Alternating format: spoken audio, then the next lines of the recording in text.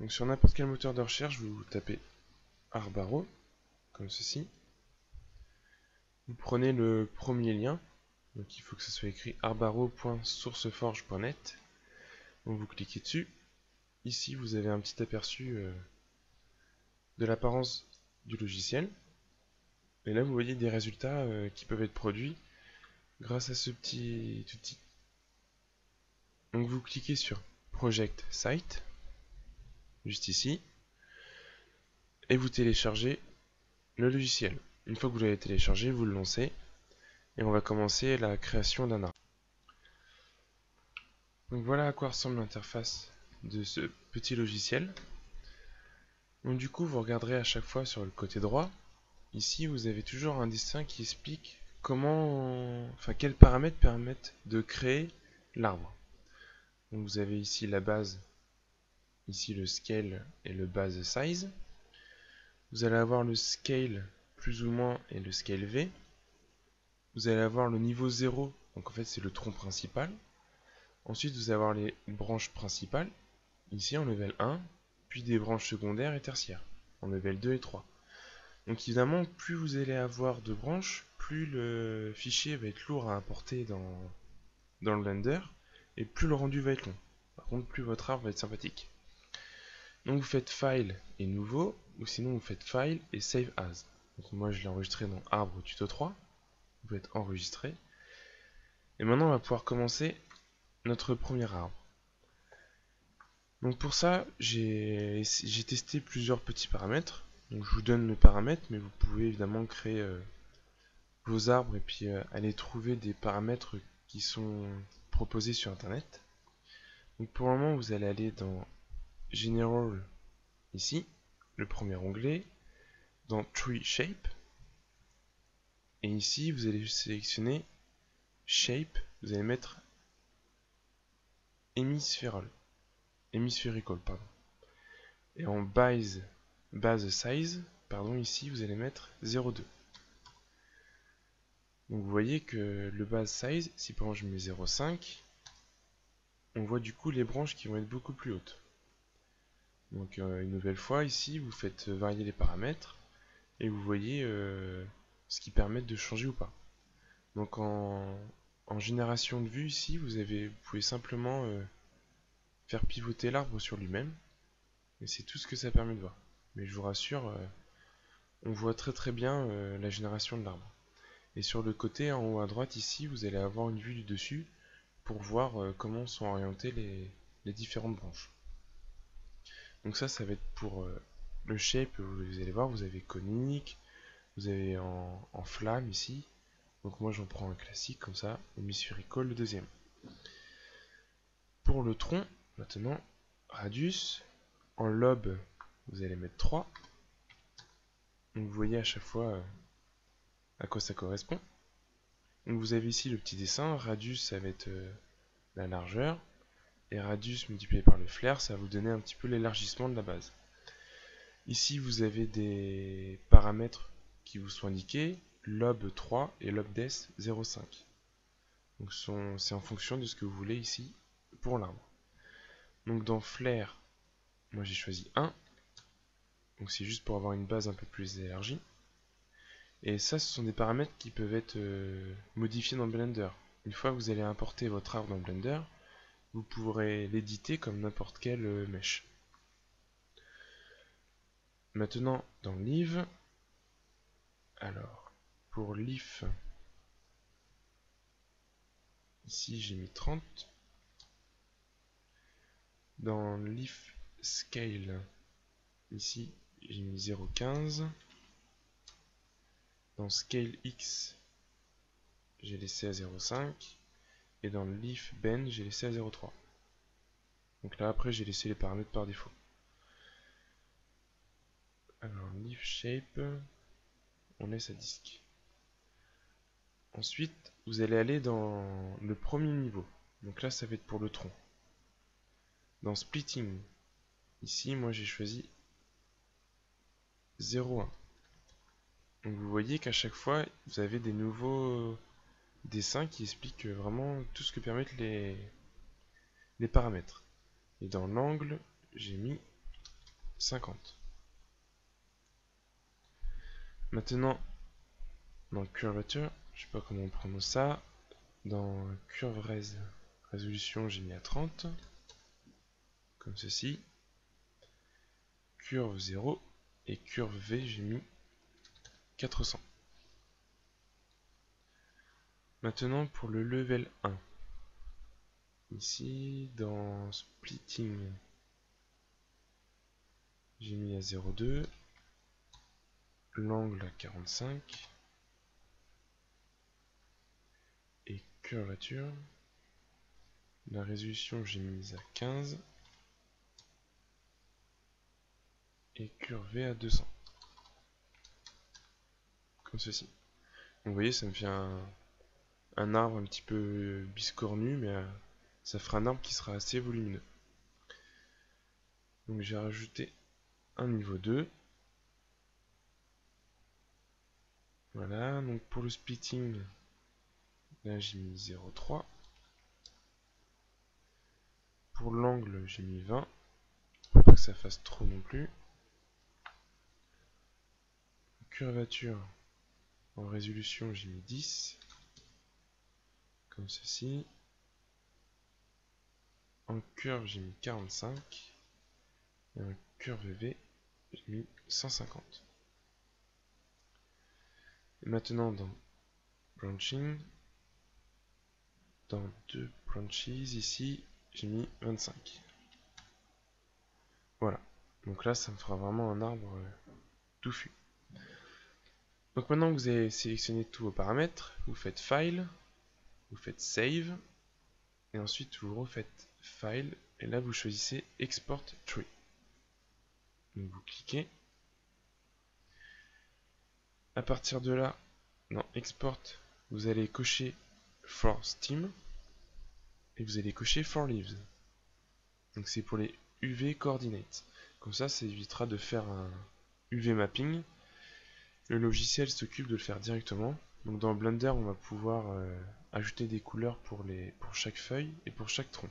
Donc pour les branches et pour les feuilles. Donc ça, ce sont vraiment deux cases à cocher, ça vous évitera pas mal de problèmes pour après.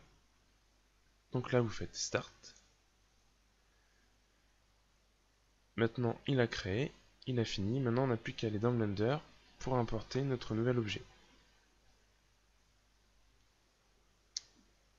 Je vous ai pas précisé, quand vous exportez votre dossier, bien pensez à choisir Wavefront OBJ. Vous choisissez Wavefront OBJ, vous faites Start, et c'est vraiment l'extension qu'il faut sélectionner. Donc maintenant vous retournez dans Blender, vous sélectionnez votre ancien fichier, vous allez sélectionner la caméra, vous allez la faire passer dans le calque numéro 3, juste ici. On va ajouter rapidement alors une lampe, par exemple un soleil, c'est juste pour pouvoir éclairer l'arbre qu'on va y mettre. Voilà, juste comme ça. Puis on va ajouter un deuxième ici. Shift D. Hop. Pour pouvoir voir de tous les côtés. On va placer l'arbre au centre. Donc faites Shift S, Cursor to Center. Vous allez dans File. Vous faites Import. Et là vous allez sélectionner Wavefront. Donc c'est un fichier en .obj, un fichier objet. Donc c'est pour ça qu'il faut faire attention dans quel format on exporte notre arbre. Donc vous allez sélectionner l'arbre, moi il s'appelle défaut, parce que je vais pas donner de nom, et vous faites Import OBJ. Donc là Blender travaille, et voici votre arbre. Donc vous prenez la caméra, vous passez en vue de caméra, vous mettez un endroit sympathique pour pouvoir visualiser votre arbre, par exemple ici, et vous effectuez votre premier rendu. Donc voilà à quoi ressemble votre arbre. Donc là il peut paraître un petit peu petit, parce qu'il faut le mettre un petit peu plus loin. J'ai pas mis beaucoup de feuilles parce qu'on aura déjà des particules d'air, donc c'est pas pour surcharger Blender. Mais évidemment, dans les paramètres, vous pouvez faire un arbre beaucoup plus fin, plus élancé, plus feuillu. Vous pouvez mettre une avec feuilles ou non, suivant si vous êtes l'hiver, l'automne ou en plein été. Donc là, c'est plutôt un arbre de printemps.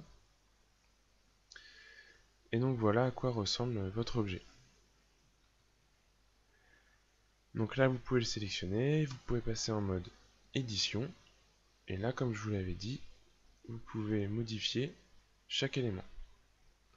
Donc si vous allez ici, vous allez avoir Steam 1, Steam 2, votre tronc et les feuilles. Donc pour chaque niveau que vous ajoutez, vous allez pouvoir modifier ici tous les éléments.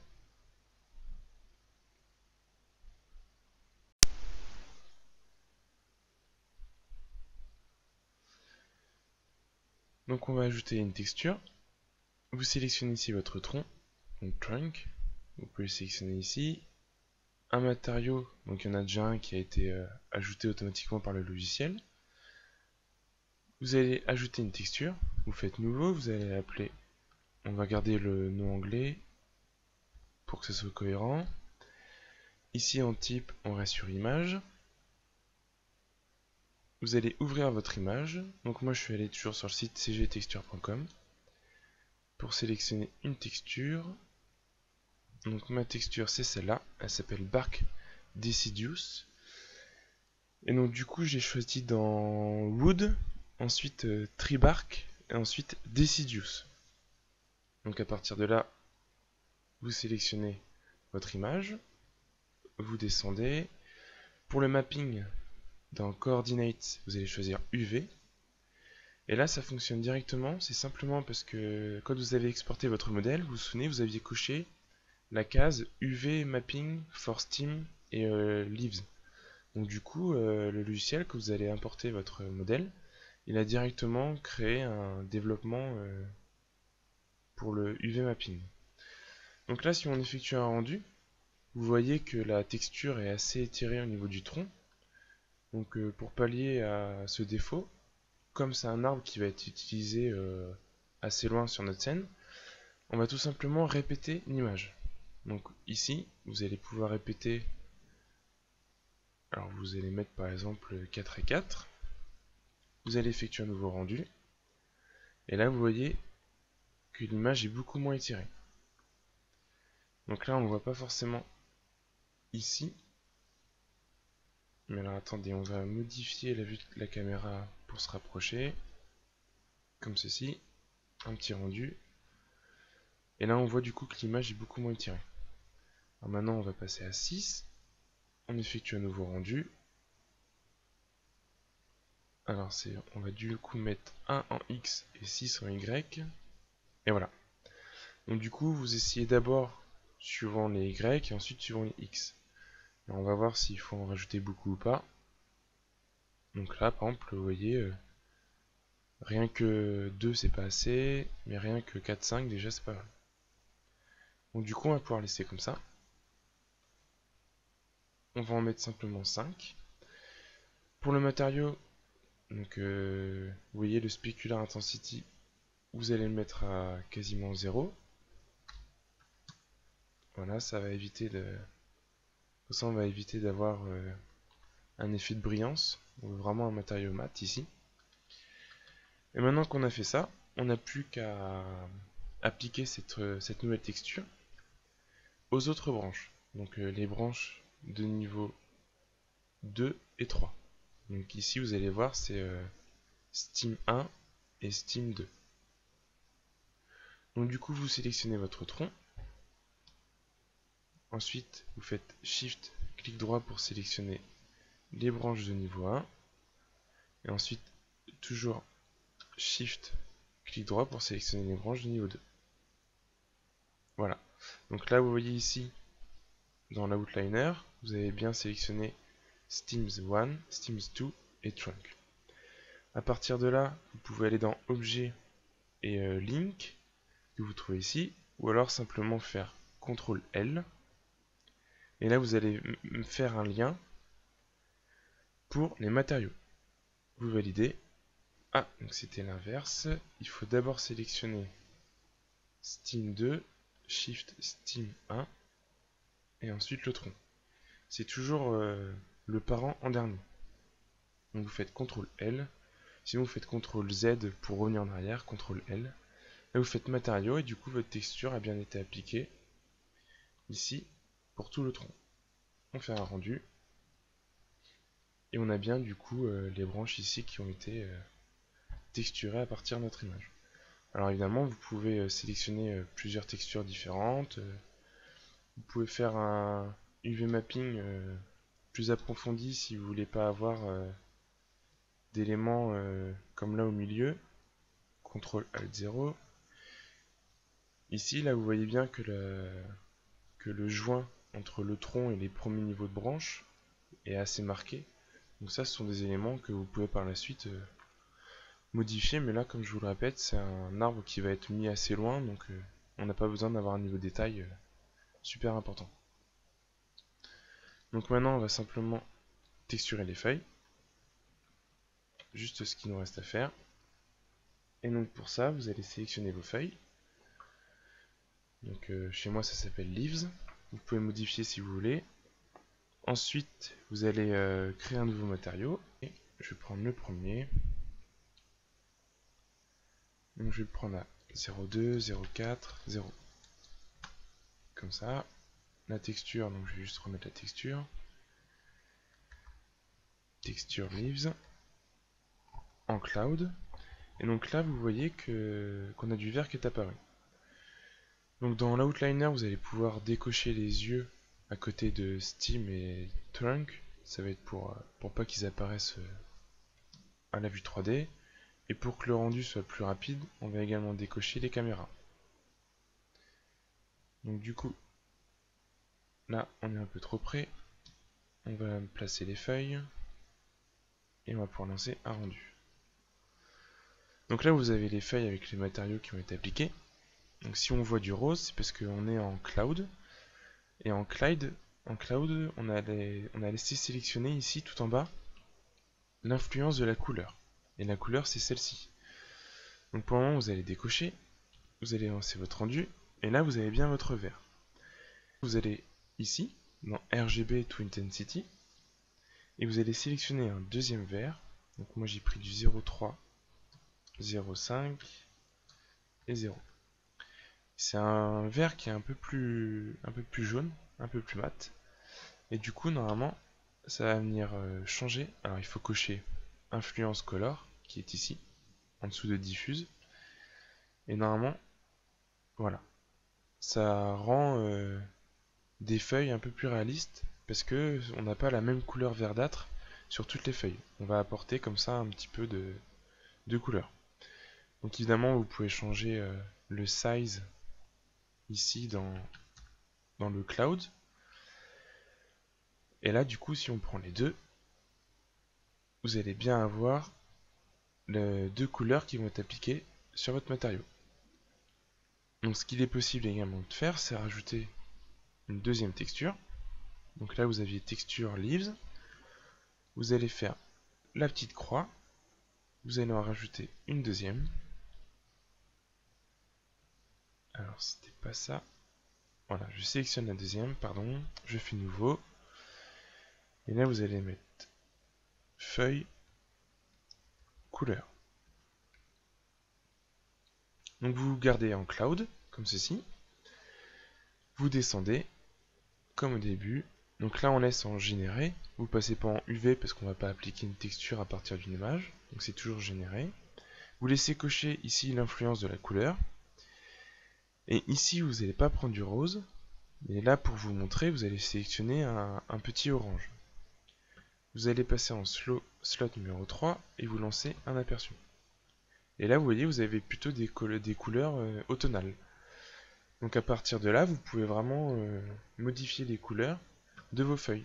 Si vous changez ici la taille de votre cloud, vous lancez un nouvel aperçu, et vous voyez que vous n'avez plus qu'à certains endroits les feuilles qui ont changé de couleur. Si vous mettez un size tout petit, toutes les feuilles vont être impactées, Et du coup, ça va être une multitude de petites tâches sur l'ensemble des feuilles. Donc là, pour le moment, on va se garder à 0,25. On en save 12. C'est presque un peu trop. On va mettre à 0,75. F12. Et comme on n'est pas en automne, mais vraiment plutôt du côté du printemps, on va garder un petit jaune vert comme ça. Vous allez mettre 0,18. J'allais sélectionner 0,1 et 0. Un marron, pardon. Et pas un orange. Et voilà. Du coup, vous voyez, vous avez plus le côté verdâtre des feuilles, mais vraiment des feuilles un peu plus vertes marron. Donc du coup, vous pouvez augmenter comme ça le nombre de textures, et vous pouvez modifier comme ça les couleurs sur vos feuilles. Donc là, vous voyez très bien ici dans le preview, le cube ici avec des petites taches marron, des petites taches vertes. Donc une fois que vous avez fait ça, vous avez modifié la couleur de vos feuilles pour éviter d'avoir un vert trop agressif. Vous allez aller dans le World ici et vous allez cocher Indirect Lighting. Vous allez sélectionner Approximate dans Gather et dans Indirect Lighting, dans Bounces ici, vous allez mettre 2. Donc ça va être une question d'ombre et comme ça vous allez vraiment augmenter la clarté de vos feuilles et vous allez avoir beaucoup moins d'ombre et de feuilles qui vont être noires au rendu. Donc à partir de là, ça va vraiment augmenter la qualité de votre image. Donc vous faites échappe, vous allez vous mettre en vue caméra, et maintenant si vous cochez les yeux dans l'outliner pour Steam et Trunk, si vous lancez le rendu, vous allez voir, si je fais F12, donc là quand on a l'ambient occlusion, le rendu est beaucoup plus long. Vous allez voir ici que la texture de l'arbre, quand l'arbre est assez proche, on peut vraiment avoir une texture qui peut être considérée comme propre.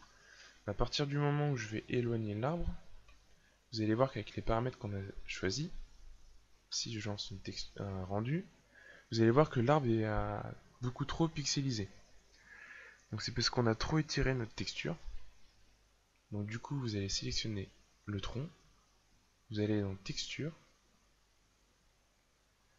matériaux de texture, et quand vous descendez, vous avez un moment image mapping, et dans le repeat en Y, au lieu de mettre 5, vous allez mettre 2 ou 3.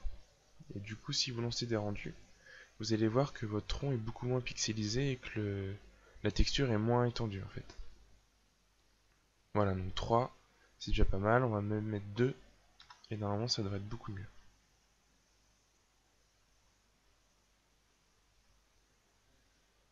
Donc voilà, donc là ça ressemble déjà plus à une texture de tronc. Ça fait moins de pixels et faut éviter de trop étirer comme ça. Et donc là vous avez pas beaucoup de feuilles, c'est vraiment un arbre qui commence à verdir. Et vous pouvez comme ça impacter la couleur de vos feuilles ou même d'un tronc, de tout ce que vous voulez grâce au cloud.